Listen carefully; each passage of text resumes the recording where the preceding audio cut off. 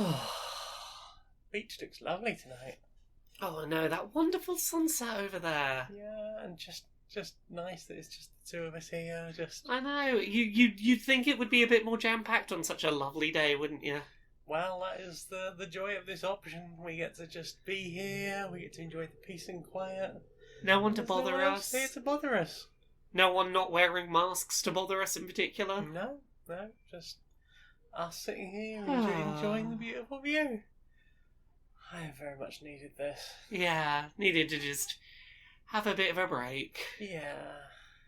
Oh, I've got an itchy nose. Hang on. Oh, I'm going to have to lift them. Oh, God! I can No, see put the headset back on, headset back on. Okay, God. Real world. Oh, I glimpsed the real world. It's too much. I think you can ignore your itchy nose if it means you don't have to look at the world. And it's fine. That's fine. the least of my problems We're on right a nice virtual real beach. It's 10 minutes to spend on the beach, away from all of that. Oh.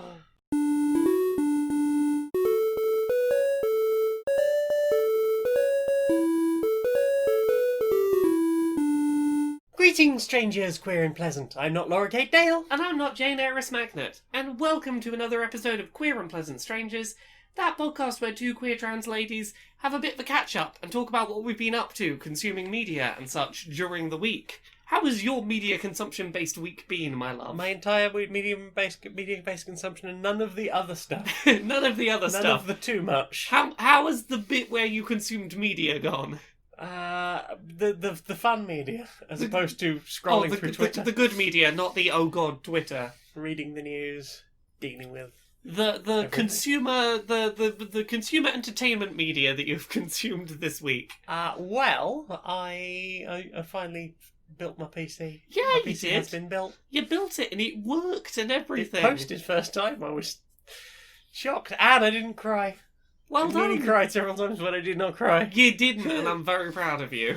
It took about 3 hours. Yeah, that computer is going real nice. Pretty whizzy. You've been playing. Do you want to talk about what you've been playing? I'm going to talk about the thing I've played in the section of the show where we talk about what we've played this week. Yeah, I've basically been playing Just Cause 4. Yeah, that seemed like a pretty good test case for your new shiny computer. I just want to test the graphics and see what new. That's a game with high definition and high frame rates and big explosions and particle effects everywhere, and it seems to have run very well. It's running just fine. I'm only running it in we can run it in 4K, but I'm only running it in 1080p because honestly, my eyesight isn't that good. That's very fair.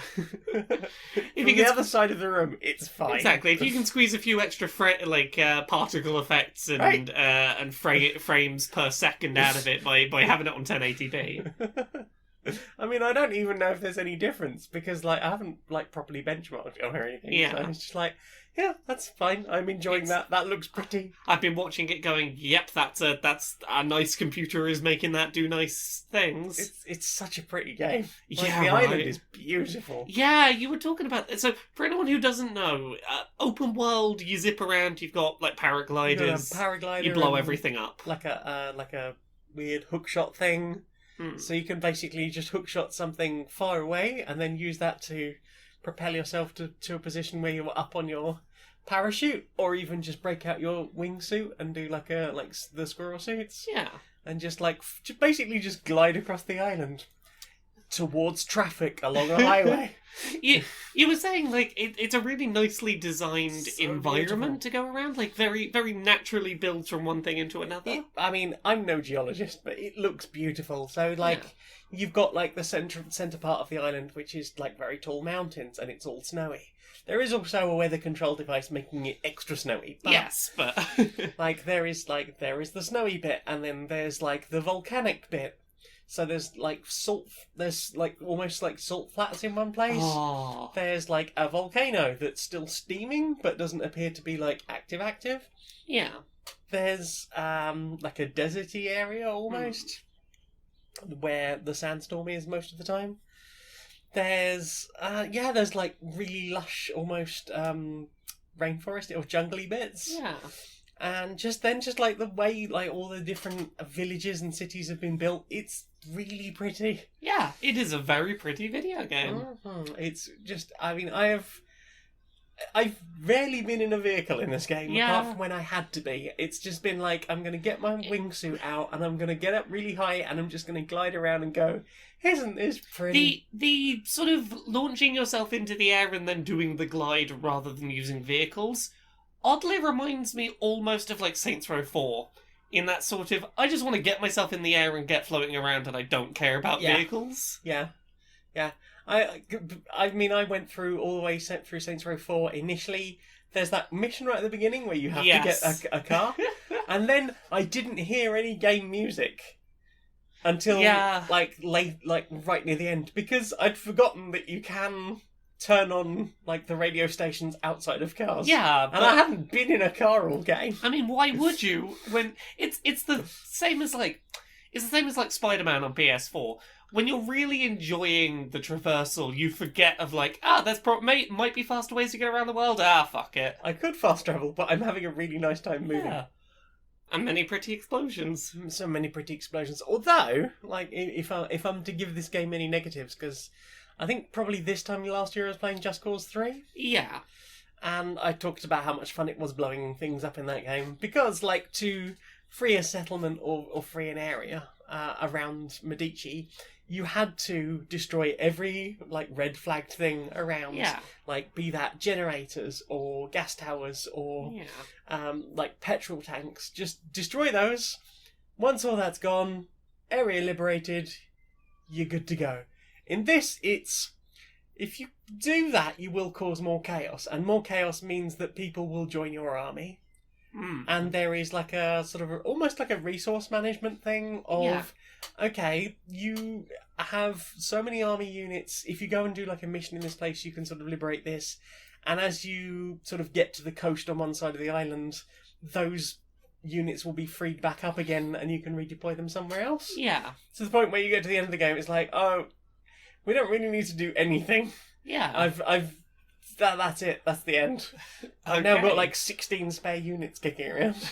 Anyone got anything to do? No, we've managed to liberate the entire island. Cool. Which is a shame, because like most of what I really enjoyed about 3 was just blowing shit up. I mean, it's the stuff that has looked the most fun when you've been playing 4, is blowing stuff up. Yeah, but right now, apart from like specific mission-based things, there is no reason to do that. Well... could you have just never sent your people to go do liberations for you and done them all yourself? You have to clear parts of the map to open it up more of it. You have to, even if you're not using any units because you've like done all the stuff around it. Yeah, you still have to commit like some units to it.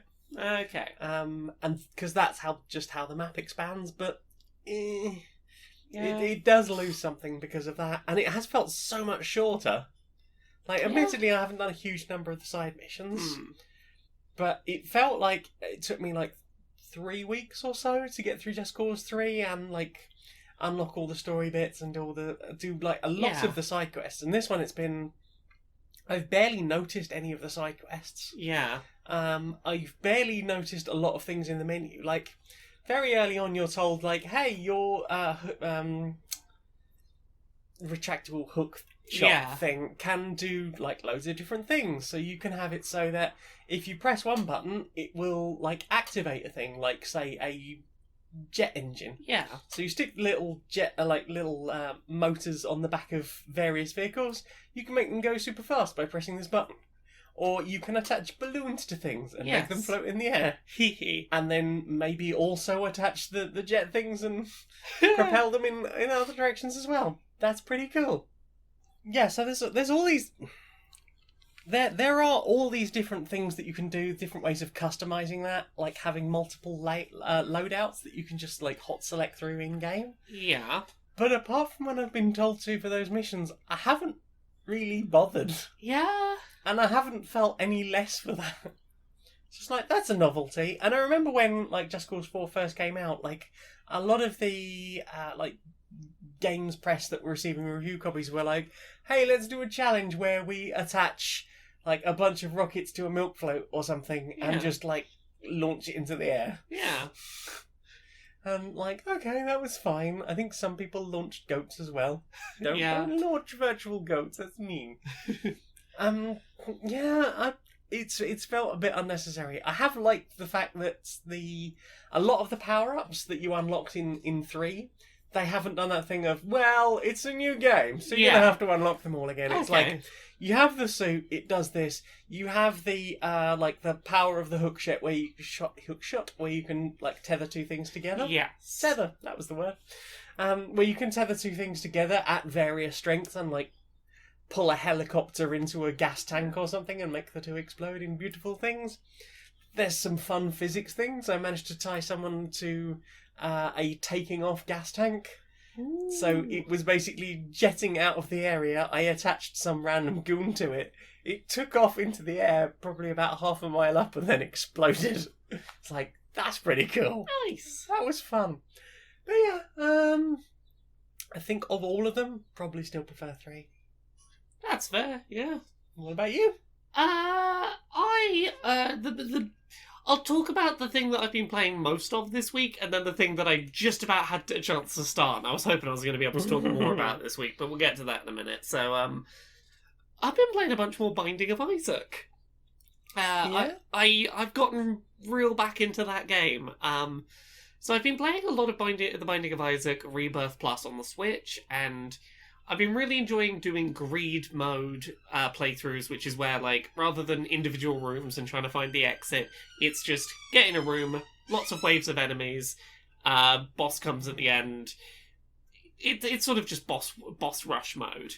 And I've been really enjoying playing that as this character called Lilith, and her whole thing is, rather than firing from her, you fire from these sort of summons that, sort of follow slightly behind her movement. And you can, every few floors, start duplicating the number of summons, so you're trying to, power up the summons as much as possible, but also get new summons so that by the end of the run you are throwing out ludicrous amounts of projectiles.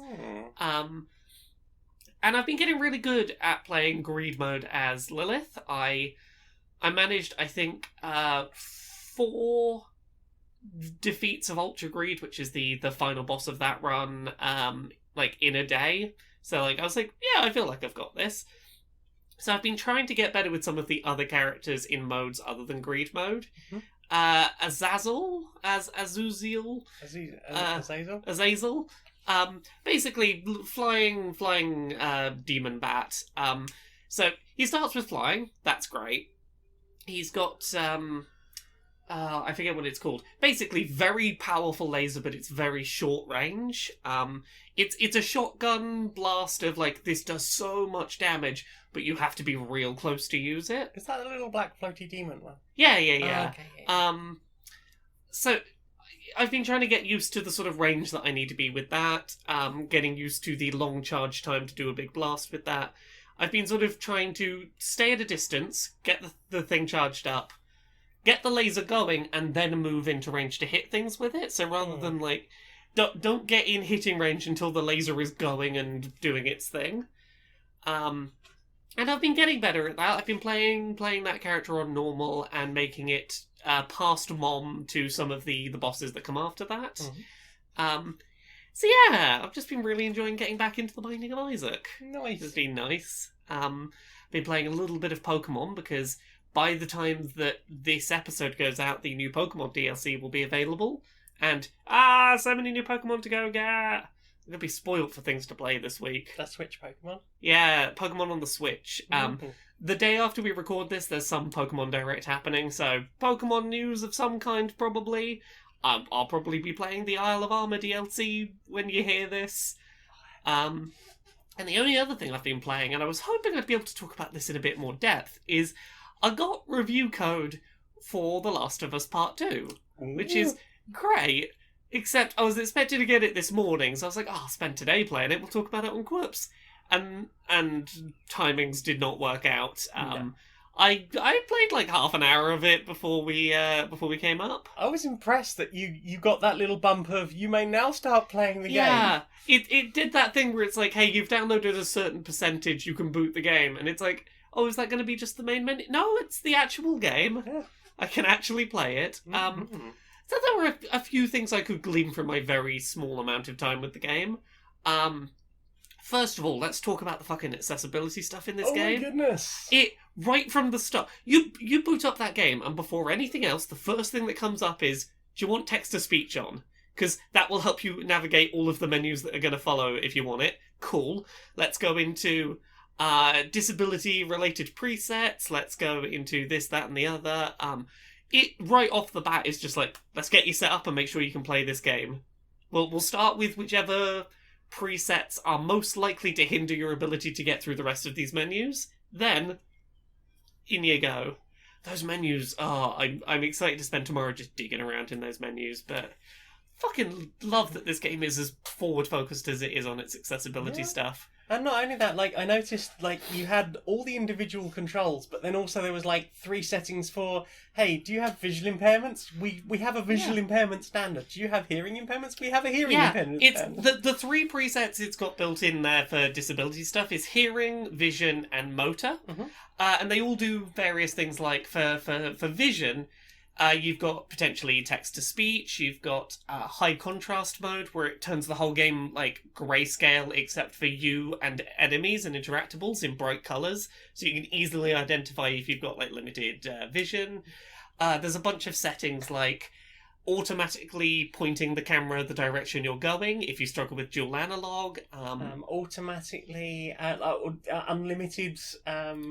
invisible while prone? Yeah. I've spent the last few days like digging through all the listed settings for this, and there's so many good things in there. Like, they've got presets for, if you need to play one-handed, they have a preset left-handed single-hand play option, a right-hand only single-play preset.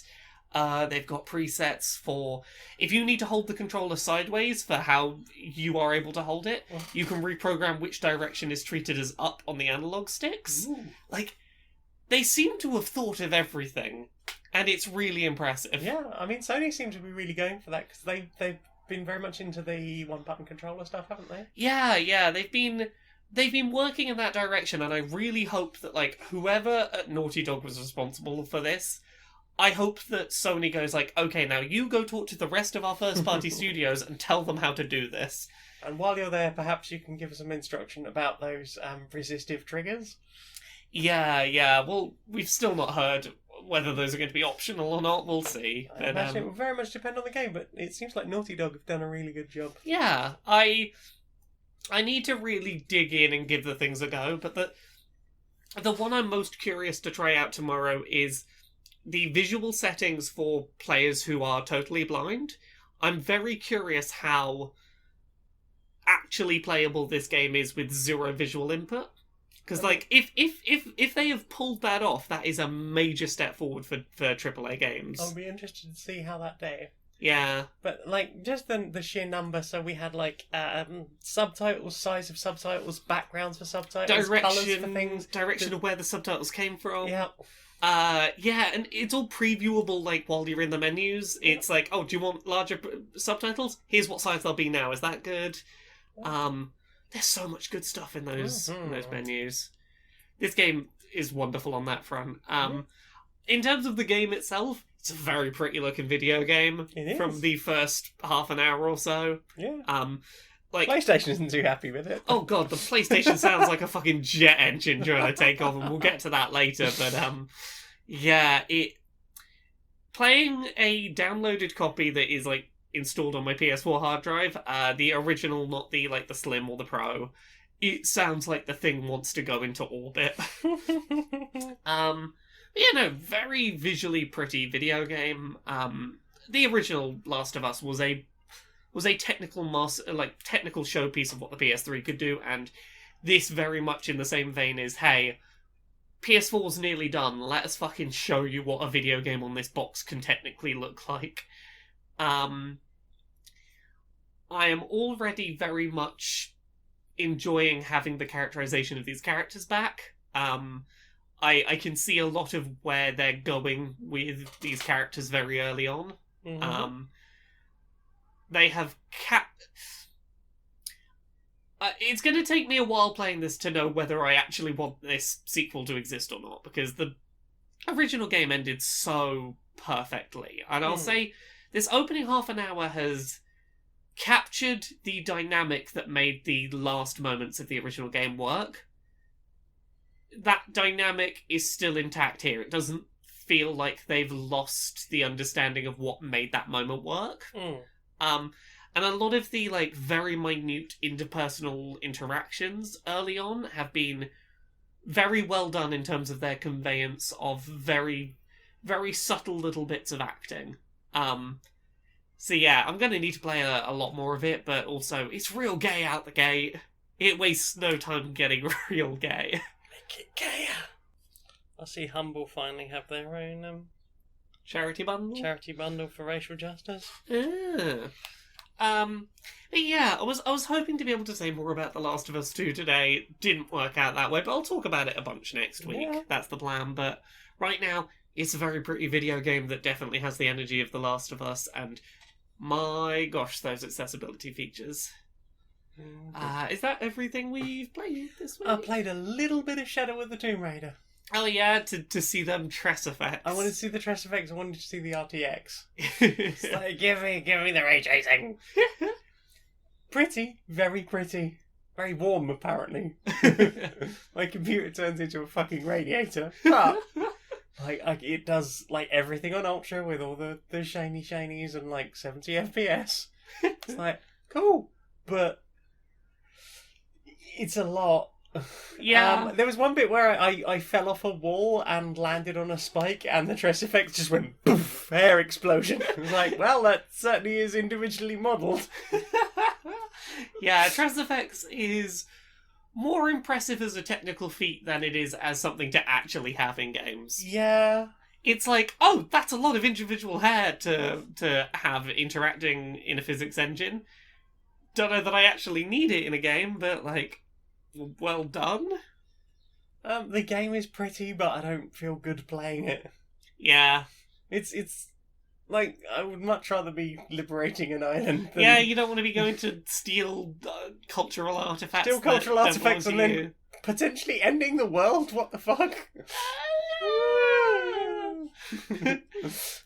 I mean, I don't know where it goes from there, but it very much seems like Lara made decisions and they were... Oh, Lara made decisions. Lara made decisions, and even the bad guy was oh, no. Yeah. Since you've done it. Yeah. I've not played a huge amount this week. Next week I'm going to be a lot more I played everything all the time. Oh, I can't remember if I mentioned it last week or if I had got to the end. I finished Lena's Inception. Yes, I've been playing this as well. I finished it. Yes, you did. It has multiple endings, I've recently found out. Yes, it does. You weren't going to accidentally get the other ending, huh? I was never going to get it, no. No. It's good to know that it's there, and it's such a good game that perhaps I will go back and... I'm nearly finished, and at some point when I'm not playing The Last of Us and Pokemon, I might go back and try and get that other ending. I mean, also, I haven't had any further time to dig back into that bundle, which I believe is now up to 2,000 games. Oh yeah, no, there's 2,000 games in that bundle. The bundle has ended now. Oh, okay. But yeah, if you got that bundle, you've got 2,000 games sat in your itch library. It's gonna take you a while to work through those, considering I had no games in my itch library before this. Well, now you have 2,000. Now I have about 2,000. And I look forward to digging through them all and hopefully commenting about them on here. Indeed. But for now... Time for this. Welcome to the 6 o'clock news. I'm your host, Teddy Newsworth, and today I'm pleased to be able to announce to all of you that NASA are back in the space game. Wonderful. We're not going to have to keep talking about that company that's owned by that billionaire if we want to talk about space. NASA have gotten back into doing space flights because they have discovered a new commercially available engine capable of spaceflight. Rapidly available all across the country, cheap and affordable. What NASA have decided to do is they're fitting their new space shuttles with a PlayStation 4 loaded with a modern game release on either side. The heat and the noise and the fans kicked out the back of that, the thing will be up in space before you know it. Coming up on the rest of our headlines, a bunch of headlines that I did not pre-prepare because they were not part of this skit. Thank you. Goodness, we've been on Earth for... How long have we been on Earth now? Weeks, it feels like. About 6 Earth weeks, yes. Indeed, and no one so much as batted an eyelid at our presence. No, I mean, they seem to be very focused on their own affairs at the moment. You'd have thought they'd have noticed first contact. Indeed. Like, there was that couple of weeks in which, the main thing they were paying attention to as far as we weren't wearing masks, and that was a whole thing. Well, that's when we could find any at all. Well, exactly. And, now, we keep trying to be like, hello, aliens on Earth here, how are you? And, they're far more busy with, oh no, the world's falling apart, apparently. Yes. I mean, what state does the world have to be in for us to not be the top news story planet-wide? I mean, I don't want to make it all about us, but it does seem like they've got a lot going on right now, if they haven't even noticed. I know, I would have at least thought we'd have gotten, like a 4th page of the newspaper, cliff note, but yes. No. No. It's going to make them much easier to take over, though, I suppose. I suppose so, but I think they've got enough on their plate already. If anything, I feel a little bit sorry for them. Yeah, maybe we should dismantle all of the probes and the mines we were setting up. Yes. Feels a little kicking them while they're down. It really does, yeah. Maybe we'll have more luck with the creatures of Rigel 4. Oh, yes, I've heard good things about them. So, what have you put in your eyes? Well, we've continued watching more Voyager this week. Yes. We finished season 5. We are halfway through a 2-parter. The end of season 5, start of season 6 2-parter. I picked a real lousy time to go, I've got time for one more episode. Oh no. Oops. Yeah, Voyager continues to be on top form. There have been some really good episodes. It's been consistently pumping out really solid episodes. There's been very little filler, very little sort of wasted space in episodes. There've been some really solid ones. I've really enjoyed that time travel one with 7 of 9 we watched the other day. Yeah, that was really good. Braxton strikes again. Braxton. I'm trying to find the name of the episode because it was really, really good. Course Oblivion? Which one was that? That was the one with the people from the Demon Planet. Who didn't realise that's who they were. Yes, the clone people who didn't realise they were the clone people. Yeah. That's so sad. It really was a fucking downer of an episode, but it was beautiful in its own way. It was amazing writing and so tense, and then it's just and then it's over. And nobody else will ever know what happened. Yeah. Voyager has just gone from strength to strength. It's real good. Thank you for watching Star Trek with me. For watching Star Trek with me? I'm very excited to see Endgame again. We need to get through Voyager because we have season 2 of Kipo to watch at some point. We do? Yeah, we got too much stuff on the to watch list. Netflix just keeps going hey, you've watched a lot of Star Trek recently. Do you want to watch Next Gen? It's leave it. We need a minute. We need a minute. We need to get through Kipo before we commit to another one. We haven't finished one. You have to finish one Star Trek before you can start your dessert. What about you? What else have you been watching this week? Oh, goodness. I've watched a few things this week. I watched a documentary about drum and bass. Yeah? Called Drum and Bass, The Movement, a drum and bass documentary. That is on the D&B Arena, I think it is, channel on YouTube. Yeah. I will double check that. And the answer is adverts, Drum and Bass Arena. With an ampersand. On YouTube. That is an hour and 24 minutes. Yeah. Is it a good documentary? It's well shot. It's quite interesting to go, hey, this is that music that I like. Where did that music come from? Where did that music come from, and what are its roots, and what did it expand into? Because, obviously it came from, the UK scene predominantly absorbing, sort of coming out of garage. Yeah. And coming out of garage, coming out of jungle. Yes. Garage then spinning off at one point, and then obviously dubstep spinning off, later on. And, all the DJs and what it was like when... Hey, you're a producer, so if you want to produce this kind of music, you have to do it all on, proper equipment. Because there is no FL Studio. Yeah. You have to run it all on proper equipment, and, that means a huge amount of expense laid down for stuff. And then you've got, early 2000s groups like Pendulum coming in going, yeah, we did it all on a laptop. we did it all on a laptop, and that was fine. And then we had people going, you've ended our career. Why? I understand that you've spent a lot of money on your stuff not long ago, but we're still producing music, and don't be so fucking gatekeepy. Yeah. But, like, yeah, and sort of hearing from different people throughout the industry. It's interesting hearing some of them speak, because I generally just know them as part of a record label. Yeah, that's fair. Yeah, and it was quite interesting sort of hearing about the history of that and stuff. If you're into drum and bass and you care about the history of such things, you could do worse than watch that. Yeah, sounds like an interesting viewing. It really is. Yay. What have you watched?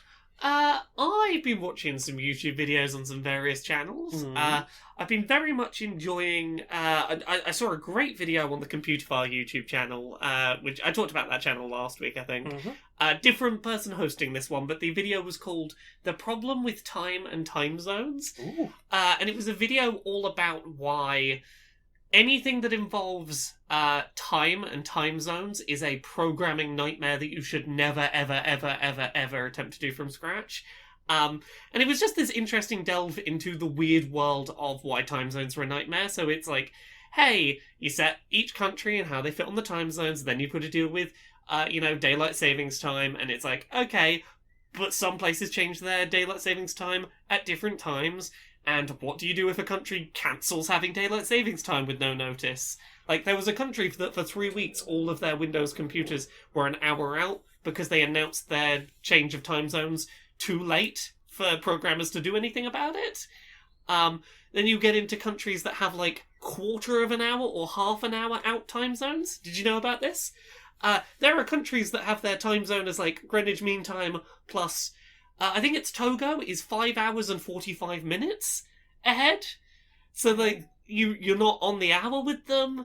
And then you start digging into the history of time zones, because they were like, okay, let's say you've been tasked with programming a program that goes, how many seconds ago was this event? Was this point in time? And it's like, well, when we switched from the Gregorian to the Julian calendar, or vice versa, we skipped, like, 3 months. We just pretended they didn't happen. But depending on which country you're asking, those 3 months get skipped at a different point in time.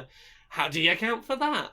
Just, like, digging into the weirdness of how measuring time works. Abolish time zones. Leap seconds. Oh, yeah, I know about leap second. I think my favourite thing I learned from this video was how Google handles leap seconds, which, to not fuck up their all their services...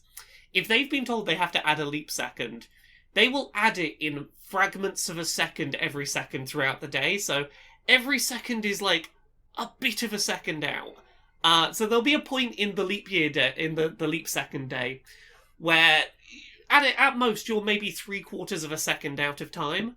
But by the end of the day, the 1 second will have caught up with itself. So that you don't have a second that repeats itself and confuse everything. Yeah, numbers are weird. And computers handling them have a really hard time. Yeah, they don't like it if a number repeats or if you go backwards a number. So it's like, how do you avoid doing that? That's why Mr. Rossetti gets so cross. Yeah.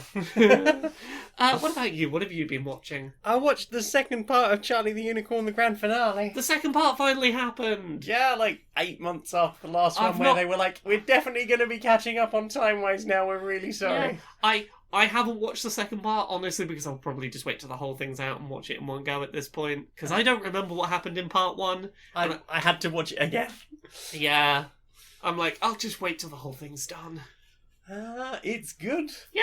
I enjoyed it. The music is nice. It's a Jason Steele cartoon, so it's animated like a Jason Steele cartoon. You know exactly what to expect out of that. I mean... Okay. The coat was quite a thing. The coat? I mean, I don't want to give spoilers, no. Okay. Like, it's about 10 minutes. Well, it's about 7 minutes plus, like, 3 minutes of credits, because it was kickstarted. Indeed. I'm in there somewhere.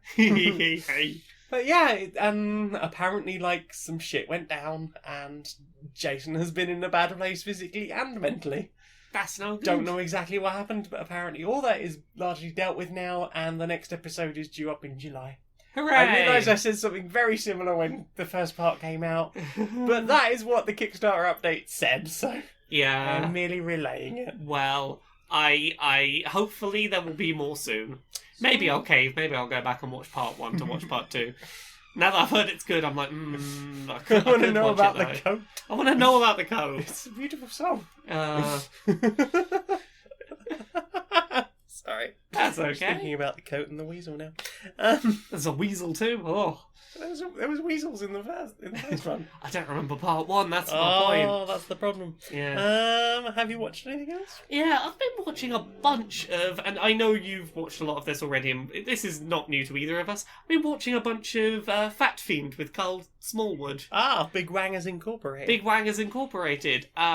For anyone who's unaware of this YouTube channel, it is basically lots of just, here's a weird, interesting thing you might not be aware of, and this guy Carl will just sort of very casually talk you through a weird thing that exists. He's very northern, but differently northern to Becky. Very, very much so. I've just been binging. I've been binging videos on his channel because they're very easily just like.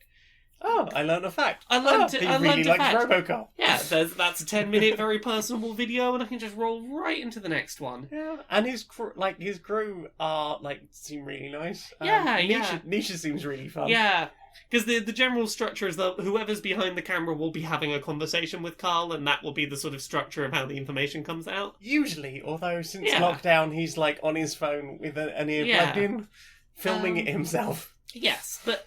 I watched a video about that time Britain applauded a grown man punching a children's character. It's a video about Mr. Blobby and how much the nation fucking hated Mr. Blobby. Mm-hmm.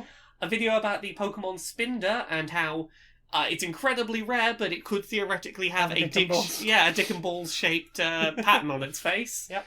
I watched one about Bill Murray's character being a Time Lord in Groundhog Day.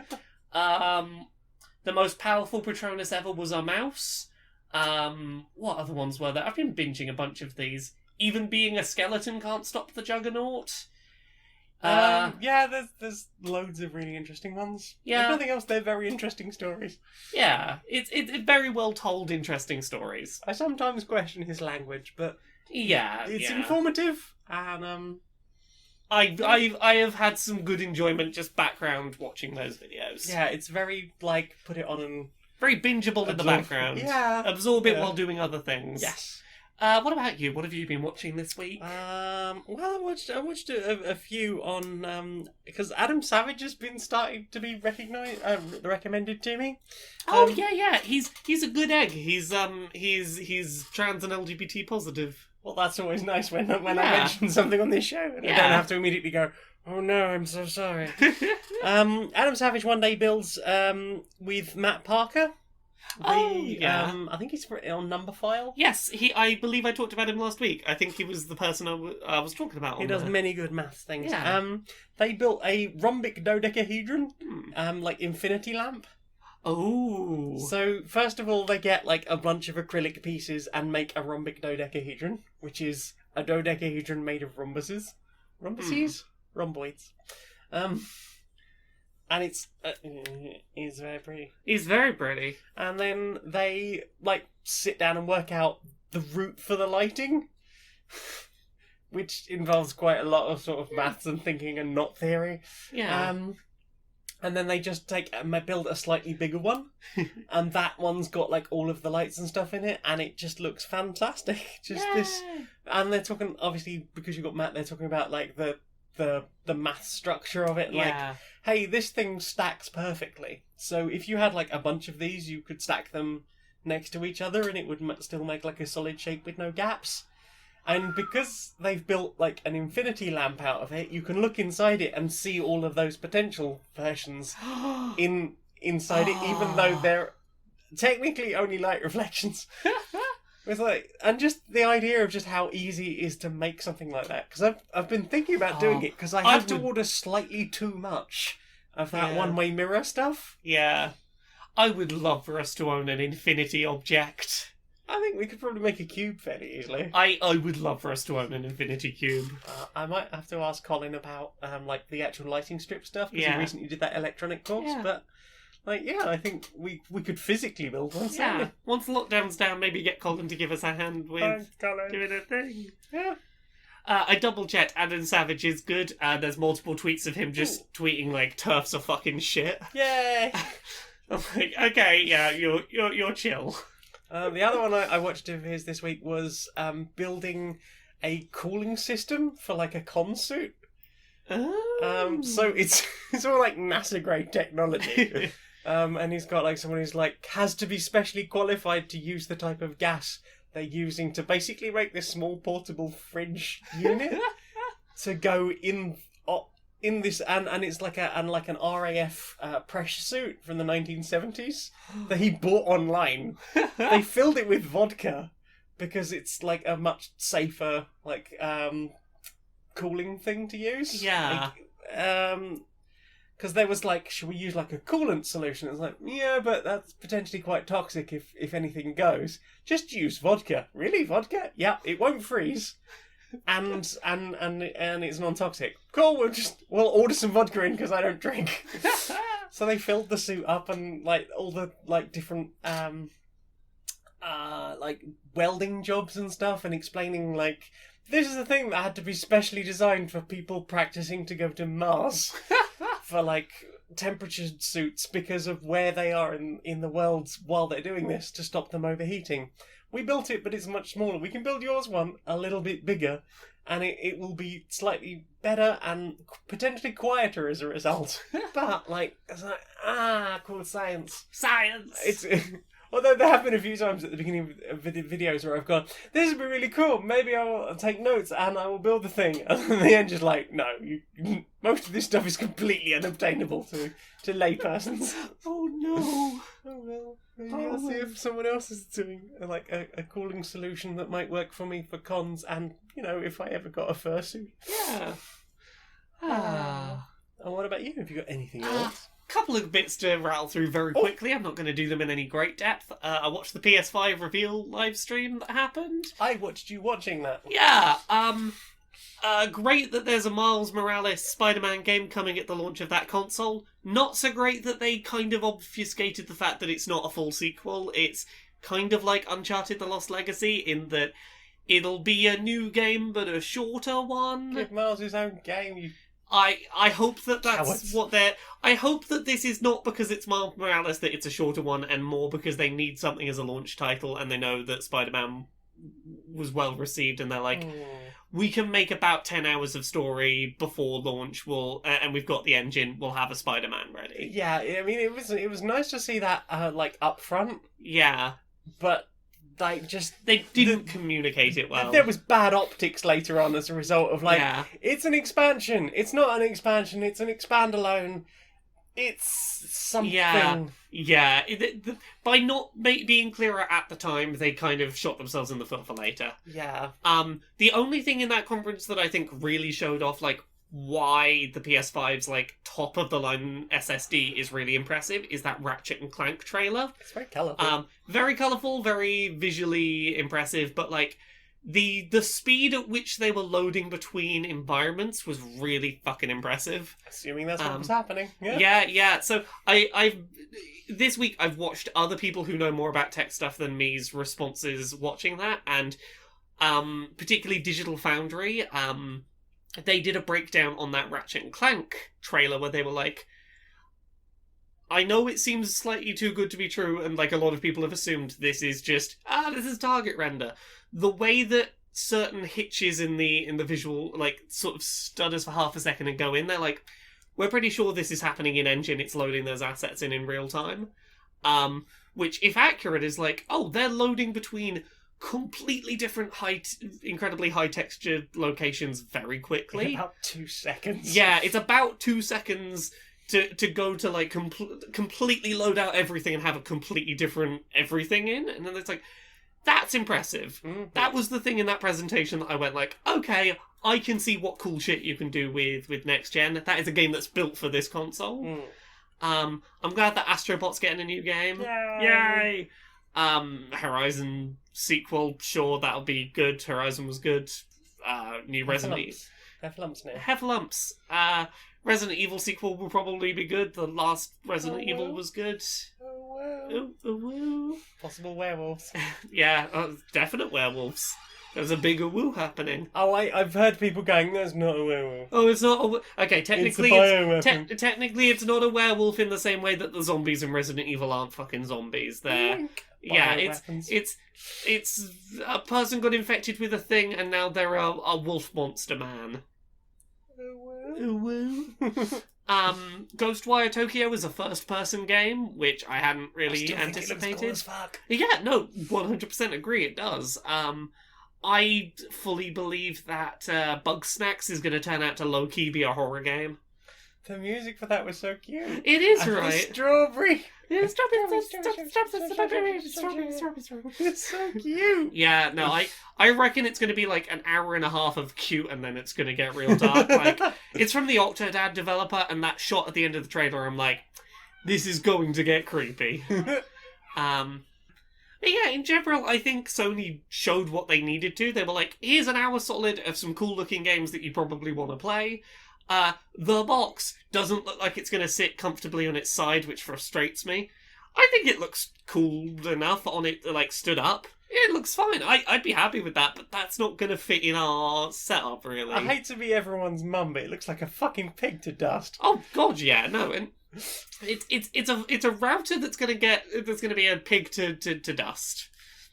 Pretty much. I just wish it had one flat side so I could lie it down. Be all curvy and weird on the other side. Have one flat side, please. Well, and then the other thing is, like, the fact that somebody did that sort of scale thing of, hey, based on the USB ports, we think it's about this big. The USB ports and the disk drives, yeah. Yeah. Like, so based on that, this thing is huge. Oh, it's fucking Where are huge. you going to stand that in most houses? Who the fuck knows? Where are you going to lie that down in most places? It's bigger than the launch PS3, it's bigger than the launch 360, it's like, it is a fucking behemoth of a thing. It's a beast. It's a beast. We wait for the PS5 Slim. I mean, it'll happen eventually. Yeah. Other than that, I watched the PC gaming show. All I need to say about that is, it was still pretty lengthy, but by virtue of it being an edited video, it felt so much better paced. The long, rambling developer interviews that sort of go nowhere for a while, they trimmed down to just the important bits with no awkward pauses, Nice. and that fixed the pacing of that show. I'm like, I would like the PC Gamer Show to stay this way, because this year was pretty watchable. Any highlights for that?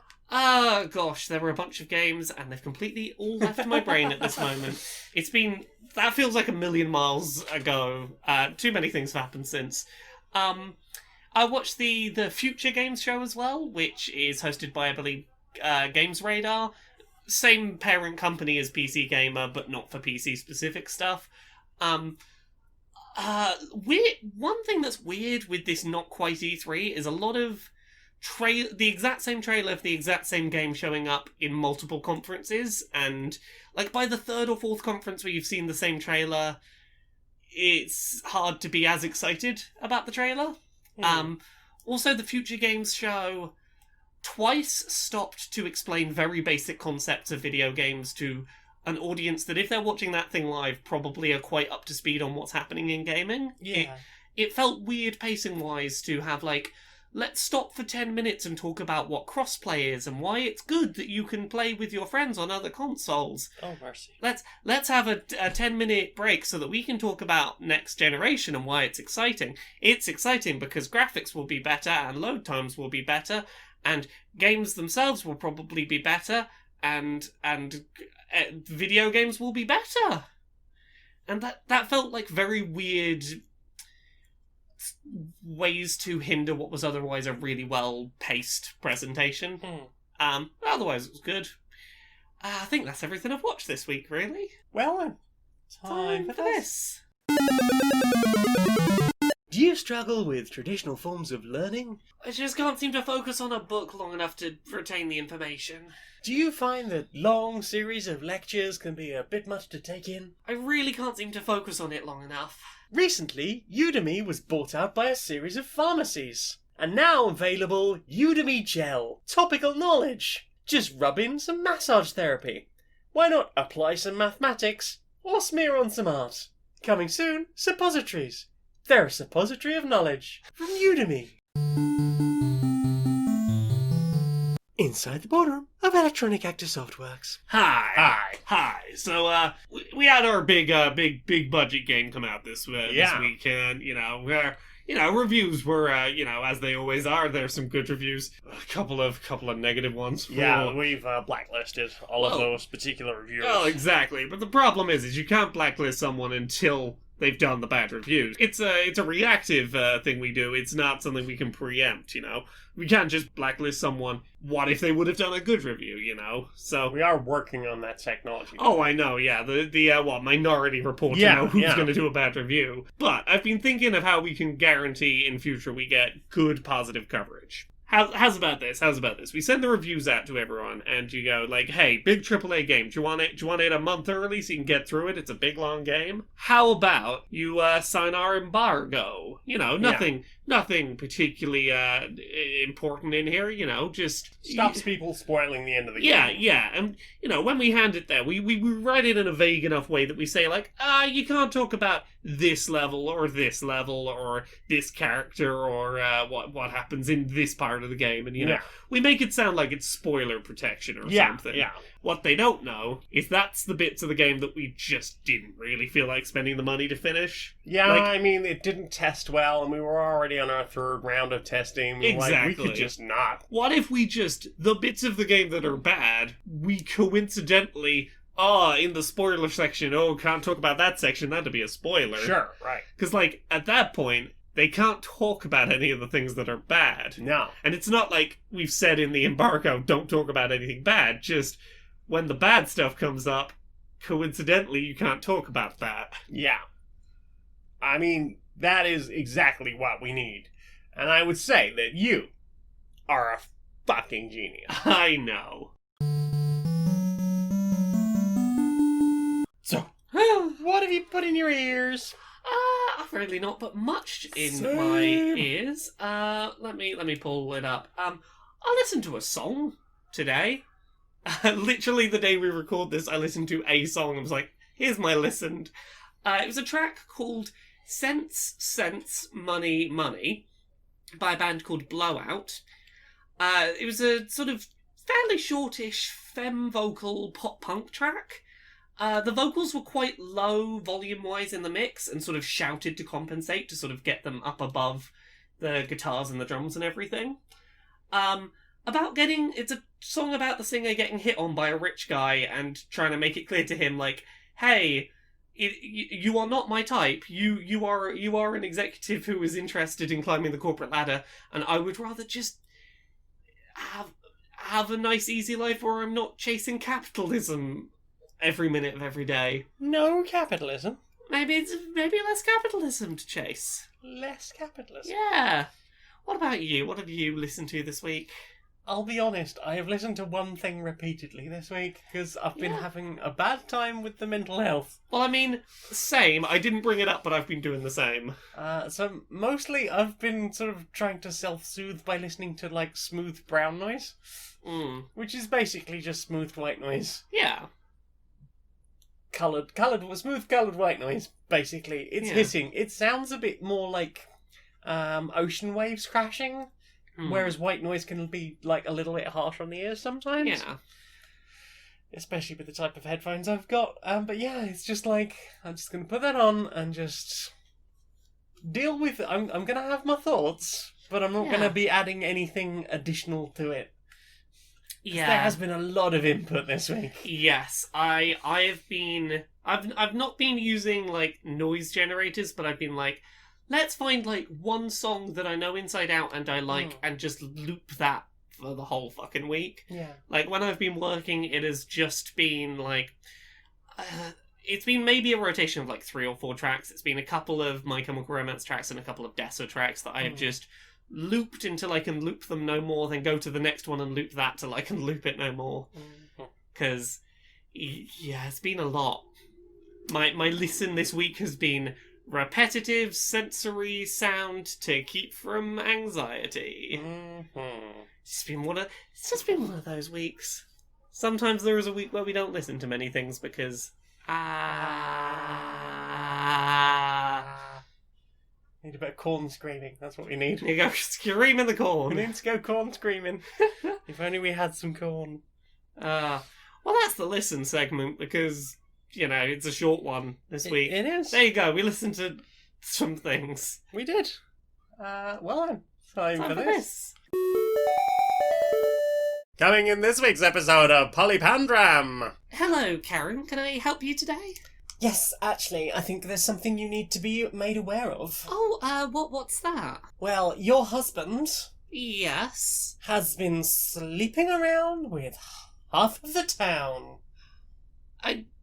I've seen him separately kissing various people up and down the streets. I mean, which... There was Janet Oh, yeah, Janet. Oh, yeah.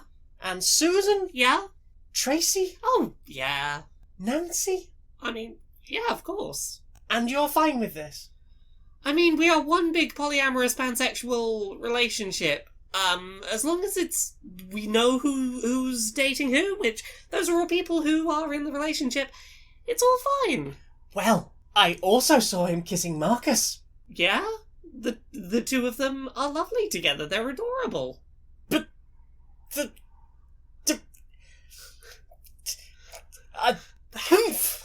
Gosh, Sarah, the heterosexual monogamous ones are at it again. They're just the worst. I know, right? Anyway.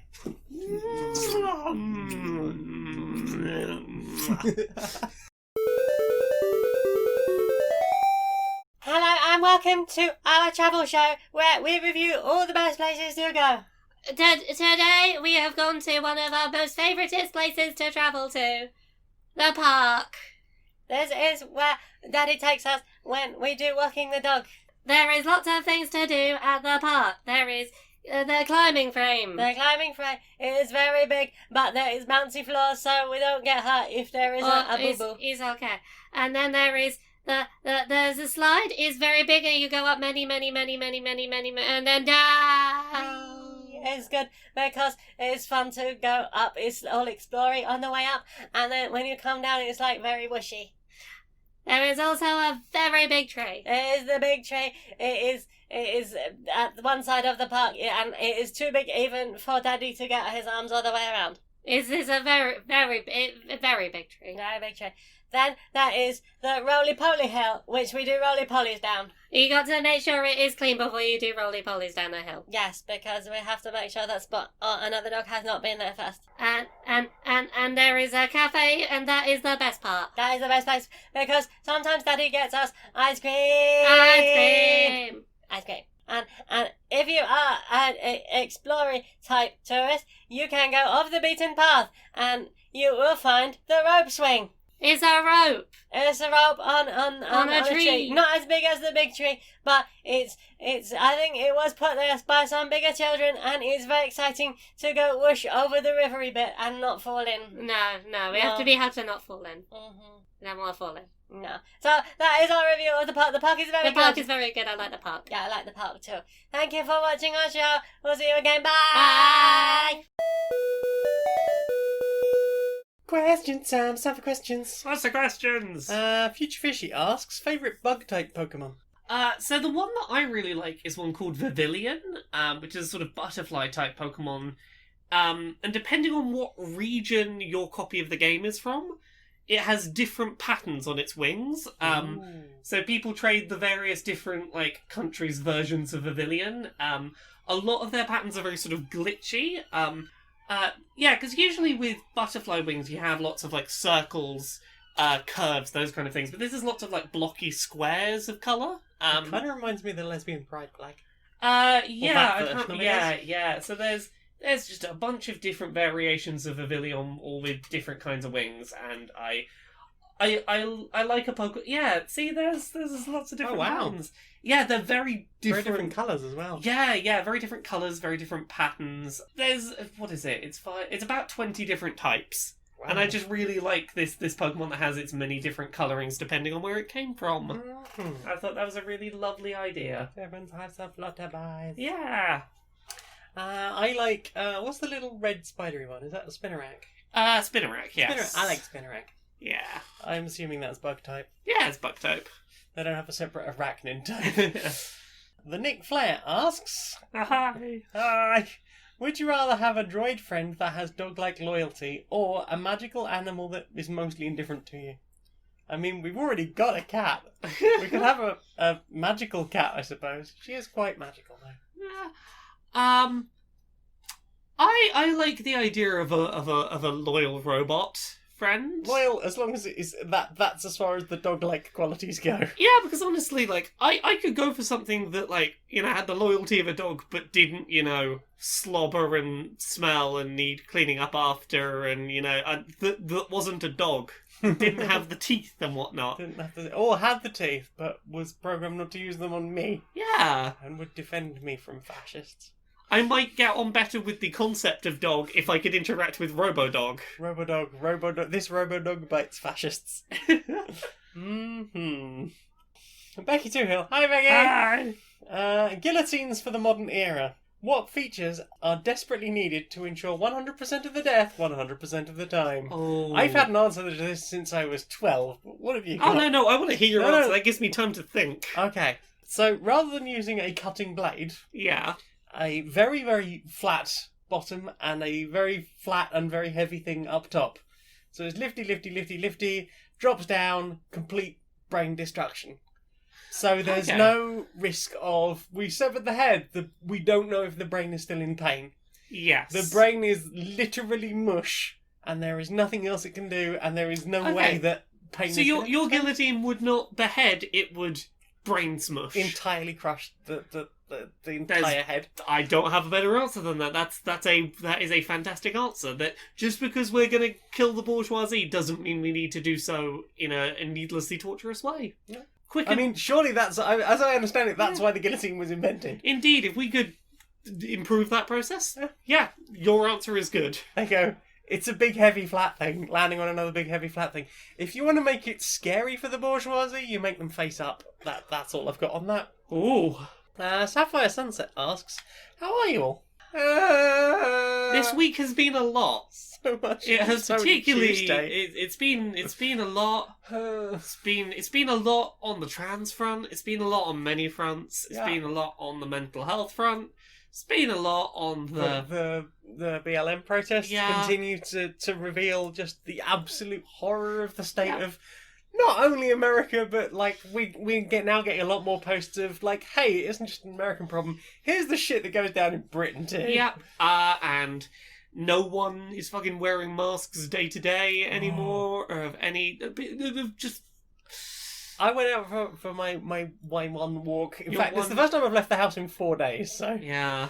Possibly longer than that, actually. But, yeah, I went out. I was the only person I saw in a mask. Yep. Lots of small gatherings of people. My neurodiverse mental health is in the shitter right now. Squad! Hey, just about high-fived. Hey, we're white people. We're allowed to be bad at high-fives. I have no coordination. I'm also allowed to be bad at high-fives. All cops are bastards ask, how are we holding up? I think we've covered that. Yeah, all cops are bastards, though. They are. ACAB. Slavic Slenderverse Hipster says, I got the itch.io bundle for racial justice and equality, and it has a metric fuck-ton of games. Sorry, heck-ton of games. Have you got it? Would you recommend anything from it? Not obvious choices like Night in the Wood, Pyre, or The Hex. I personally recommend Glitter Hearts. Ooh. Celeste, if you've not played it, is in there. Celeste, cool. Celeste is in there. It is a fantastic, difficult platformer about a girl climbing a mountain and also dealing with her mental health. Oh, it also has lots of different difficulty settings. Yes, it does. It has lots of things in there designed to help make the game more accessible to more people. It's a good game. And it doesn't limit your options of endings by using those things. Yep. We talked about Lena's Inception last week. Yep. Really fun sort of 16-bit Zelda Link to the Past style game. Extreme Meat Punks. Extreme Meat Punks Forever. It is a visual novel that has a bunch of top-down mech combat indie game sections and has a really cool, diverse, very queer cast. It's all about the plot, though. It's all about that plot. That plot is real good. I need to see what else is in that bundle right now. I believe I've just seen Speed Dating for Ghosts, I think is top left there. Yeah, if any of you have not played... Yep. Yeah, if any of you have not played Speed Dating for Ghosts, it is a short-form dating sim that has, 9 potential characters to pursue. You are all ghosts. You go on speed dating. The catch is that most of these ghosts, while they're there for dating, don't really need dating. They're just trying to find someone to help them, work out how they want, to share forever with and to not be alone while they try and work out what to do with this eternity of new time. Mm-hmm. There's some real interesting characters. Particularly one of my favourites is a character who does not realise they're dead until you mention it. And you then, your speed dating experience is helping them try and very quickly come to terms with, yeah, you're dead. Real interesting little visual novel. Minutes in there, I believe. Yeah, That's a really good minutes game. in there. Zelda-style game played entirely in 60-second bursts. Mm-hmm. Let me have a look quickly at what's in the bundle, because they've added so much new stuff to it. Yes. I haven't really had a chance to look at it, because I got sucked in. Oh, what is that game that Conrad was talking a few weeks ago? Oxygen not included? No, the one that only released a month ago and is already in the bundle. The Tonight We Riot? Tonight We Riot. Tonight We Riot is fantastic. That game is very new and it's about 5 hours long and it's a sort of Pikmin-esque side-scrolling beat-em-up about tearing down the system and it is good. Mm-hmm. There you go. There's some recommendations. Yay! Liam Hayes asks, what's your favourite condiment and why is it reggae sauce? I don't know if reggae's vegan. But the few times I've had it, I really enjoyed it. I don't know if I've ever had it. It's sort of like Worcestershire sauce and ketchup. Okay. It's lovely. Okay. It's very spicy. I'm just a plain old ketchup gal. I just like a ketchup girl. I just like a good solid ketchup. Just cut it up and chew it. No, Not that solid. I like a reliable, high quality ketchup. Mm-hmm. You used to say you'd eat any ketchup. I mean, I will eat any She's ketchup. become a fancy ketchup lass. Okay. I will eat any ketchup. I have ketchup preferences. You I know. told me this. I do shopping and stuff. I've in a world that has gotten a lot recently. I have become a ketchup snob. Here's the thing. For many, many years, I was like, yeah, any ketchup's fine, any ketchup's fine. And as soon as the world went to shit and my mental health was in the toilet, I was like, I want the fancy shop. Treat myself to the fancy shop. The fancy shop's nice. I need fancy I can shop. control the fancy shop. Yeah, you can. I'm so sorry. He's okay. I'm sorry. I hit my keyboard. I'm sorry the world's a lot. I love you. I'm sorry the world's a lot too. I love you too. Back to the corn screaming. Kingping asks, why is my computer not working? I don't know. Have you tried turning it off and on again? It legitimately fixes a lot of issues. Oh, and question 2. You can change one person's personality, part or whole. Who would you change, in what way, and why? Who is the most destructive person? I mean, numbers-wise, I think the most destructive person is probably Trump. Yeah. I'd stop him being a bigot so that he'd stop hurting people. Yeah. The answer, I think, no matter who your answer actually is, boils down to world leader so they stop being bad. Oh, the Brazilian guy? Bola something? Bolsonaro? I can't remember. Bolsonaro, I think? Something like that, but yeah. I'm going to destroy, uncontacted Amazon tribes because logging is money. And if I had 3, obviously I'd add Bojo to the list. Yeah. Stick Putin on the list. I mean, Putin definitely needs to be on the list. We'll play Spin the Bottle with those 4 and see which one we fix. Yeah, if we can only fix one of them, we'll stop them being quite so destructive to the world and the people that live in it. Yeah. Oh God, why? Hades Naley asks, how can things possibly get worse? I don't want to tempt fate by answering this question. I have depression, and the number of answers that have come into my head. Yeah, no, I have those answers. I don't want to verbalise them, because if I do that, the universe will hear and it will do the things. Don't put them out into the world. Alternate question, who is your favourite actress that you think most of your audience won't have heard of? Oh, tough question. I mean, I don't know who people have heard of. Yeah, And also, I always a bit nervous to recommend to people because I don't know what they've said in the past entirely. Yeah. I don't have time right now to Google them. If I had to pick one that's a bit sort of like obscure, I'd probably go with Laurie Petty. Oh, Because yeah. she was Tank Girl. Yeah. And she was in that one episode of Voyager. She was in that one episode of Voyager. She was in very good a in- few episodes of Orange is the New Black. Season Yeah. 3, I think. Yeah, she was very, very good in those. Mhm. Yes, quite a tragic tale about why she wasn't in Hollywood for Yeah. a very long time. Yeah, which would explain a lot of people not knowing her. Indeed. I don't know what happened in chat, but apparently there's something about sacrificing small rocks to lava pits. Oh gosh. Is that the stage of trying to fix the world we're at, is just offering rocks to the lava god? I guess so. Oh my god, the Sane asks, what tune or song would be improved by replacing all the instruments with Tesla coils? So I guess it's something I don't want to hear the lyrics to. Megalovania. I think I've heard that played on Tesla coils. I mean, I imagine it probably exists. I've not heard it, and I think it would be interesting, probably. Zap, zap, zap, zap, zap, zap, zap, zap. Yeah, I'll go with that. Megalovania's a cool Yeah. tune. Someone asked, my phone screen protector, tempered glass, is slightly out of line with my screen, cutting off about 15 pixels on the edge. Is it worth unsticking it and trying to realign? No, it isn't. It really isn't. As someone who has attempted to realign a tempered glass thing, just you're gonna have to replace it and live with it until it needs, until you can't live with it anymore. Yeah. I mean, there's always some nightmare, and given the fact that like my last 3 tempered glass ones have cracked, or at least got some tiny crack in them within about a week of changing the glass, I now tend to just leave them a little bit broken. Yeah. I know you shouldn't, because apparently sometimes that can actually mean it cracks specifically in that place, if it's going to crack the screen. Yeah. There we go!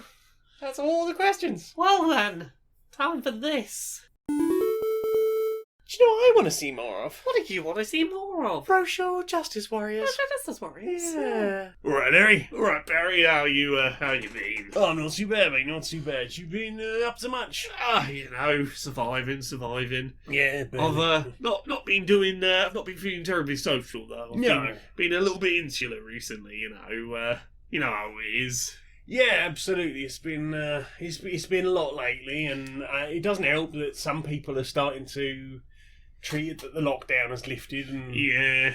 sort of going, "Hey, we should hang out soon," and it's like, well, I love you, but I'm I- very much bracing to be inside for the remainder of the year at this point. yeah, I'm hoping that I don't have to, quit this until probably spring. Yeah, it's a lot, and I've had waves while this has all been going on of sometimes being like, oh yeah, I'll do lots of virtual socialising, I'll keep up with how my friends are doing and whatnot. Yeah. But I've been struggling with that a bit this week because it's that social energy. It's hard to maintain. Yeah, and I think times like this. also I think the fact that it's been used less generally Yeah. has sort of lessened that even Oh further. gosh, yeah. No, I've been finding myself being less and less word-based communicative over the weeks, just because I'm not flexing that on a regular basis. I'm feeling a bit more insular, and that's having an effect on how I be. Yeah, I remember saying at the beginning of all this that I was a bit concerned about, how I was going to be dealing with getting back to, any sense of normality. And I think the longer this goes on, the more I do feel like I am falling into I've always been someone who struggles, in a social environment.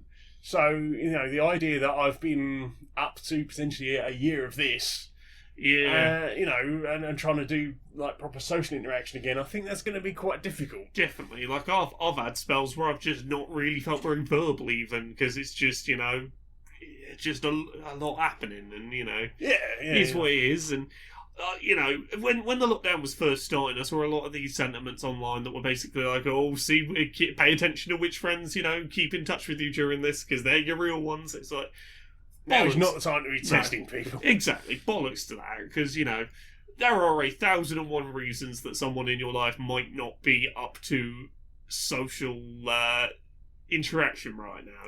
Absolutely.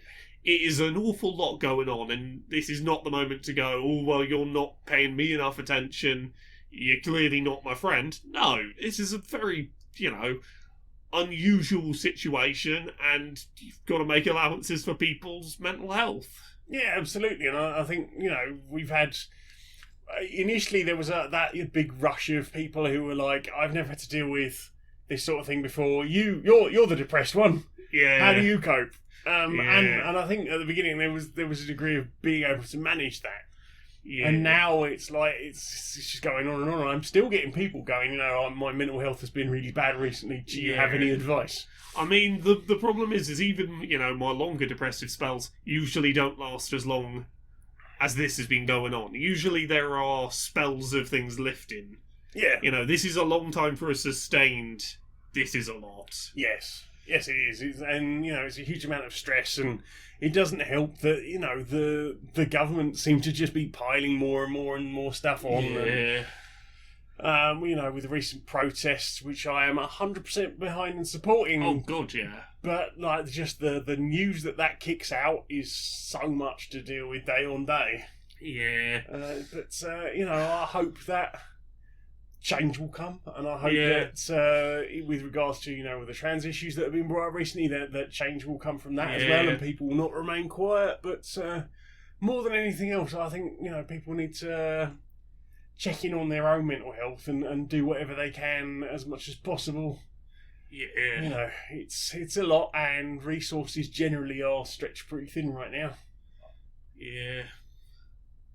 Basically, don't hold your friends, to a ludicrous standard right now if they're not to being social, and look after your friends if you can. Yeah, I mean, if you have the energy in you, do check in on people, especially if they are normally people that are quite loud and rambunctious and very sociable, because it's a very difficult time for them. They are so far out of their comfort zone. And even the people that this is relatively their comfort zone, it prolongs to such a degree that, in many ways it's not good. Yeah. Virtual hug. Virtual hug, mate.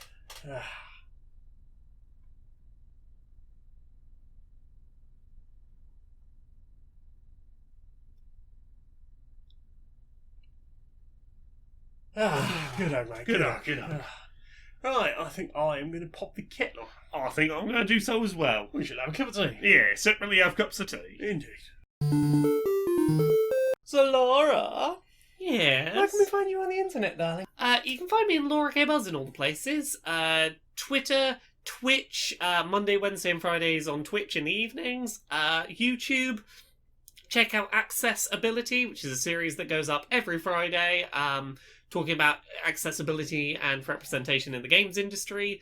The most recent episode that went up will have been about The Last of Us 2 and its many, many accessibility options. Go check that video out for a real good in-depth look at what that game's doing.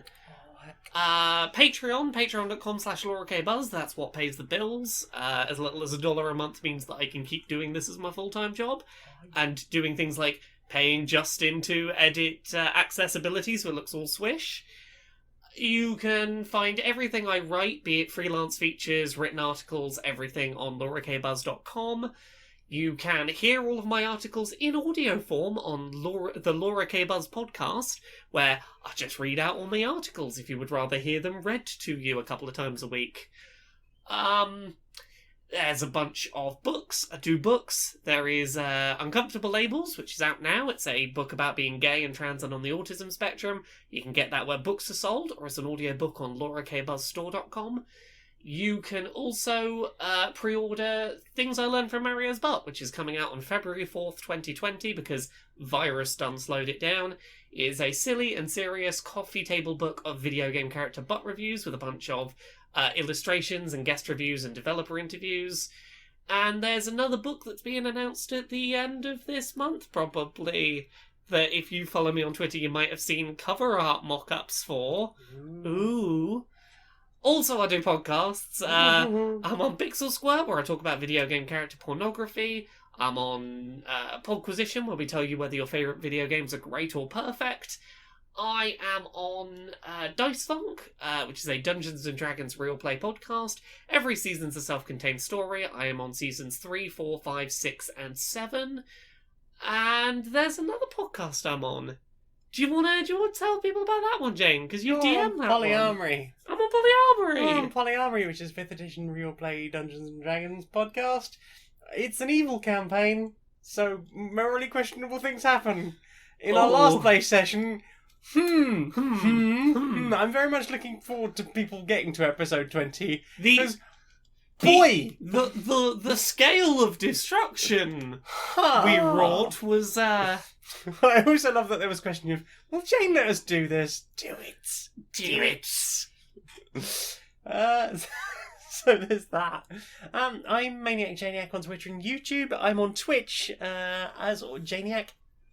You can... I stream Tuesdays and Thursdays. Thursdays about 8 o'clock. Tuesdays, whatever time we finish recording Queer and Pleasant Strangers. So usually about 9:30, 10 o'clock PM. And... I think that's the most important. Oh, my Patreon. Patreon.com/Don'tMonkeyRadio. That's a good one. It's got... that's where, for as little as $1 a month, you can support me to keep doing these things and help me explain to myself why I work a 70-hour week. And... for as little as $10 a month, you can get early access to Queer and Pleasant Strangers. It usually goes up on a Wednesday. Wow. I think that's pretty much all of them. Really, if you want to find me, streamerlinks.com/Janiac, Janiac. All of your links are in one place. All of my links are in one place now. You can find my t-shirts and my blog and all the other stuff. Heck. It's nice to have that little handy thing. Laura? Yeah? Sing us out, darling. Until next time, be a stranger.